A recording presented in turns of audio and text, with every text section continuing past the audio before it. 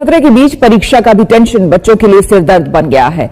इसी दुविधा को दूर करने के लिए शिक्षा मंत्री सामने आए। राज्यों के साथ केंद्र सरकार की एक हाई लेवल मीटिंग हुई, जिसके बाद ये फैसला किया गया कि देश भर के लाखों छात्र छात्राओं के लिए एक बहुत बड़ी और राहत भरी खबर सामने आ चुकी है।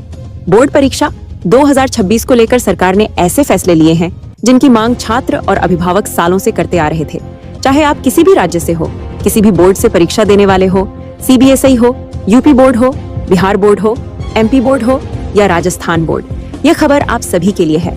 सरकार ने बोर्ड परीक्षा 2026 की तैयारियां अभी से शुरू कर दी हैं और इसी के साथ दो बड़े और ऐतिहासिक ऐलान कर दिए गए हैं। पहला ऐलान सुनते ही छात्रों के चेहरे पर मुस्कान आना तय है। सरकार ने साफ कर दिया है कि 2026 की फाइनल बोर्ड परीक्षा में अब पूरे सिलेबस से नहीं बल्कि केवल 80% सिलेबस से ही प्रश्न पूछे जाएंगे। जी हाँ, अब हर साल की तरह 100% सिलेबस का बोझ छात्रों पर नहीं डाला जाएगा। इस फैसले का सीधा मतलब है कि छात्रों को अब पढ़ाई के दबाव से काफी हद तक राहत मिलेगी। कम सिलेबस, बेहतर फोकस और ज्यादा मजबूत तैयारी, यही इस फैसले का असली मकसद है।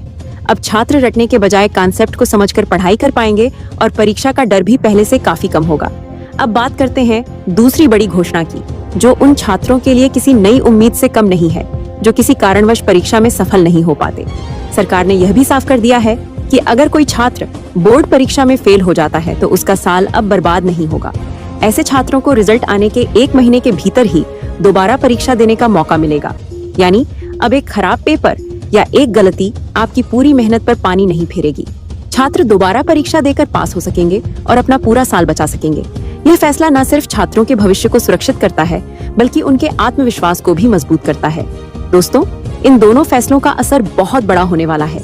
एक तरफ सिलेबस का दबाव कम किया गया है और दूसरी तरफ फेल होने का डर भी काफी हद तक खत्म कर दिया गया है। इससे छात्रों की मानसिक सेहत पर भी सकारात्मक असर पड़ेगा और पढ़ाई का माहौल पहले से बेहतर होगा। अब जरूरत है सिर्फ सही प्लानिंग की।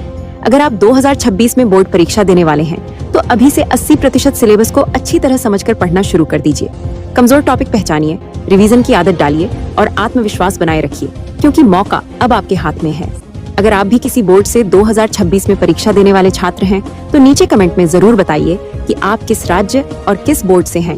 इससे हम आपको आपके बोर्ड से जुड़ी हर बड़ी और सही अपडेट सबसे पहले पहुंचा सकेंगे।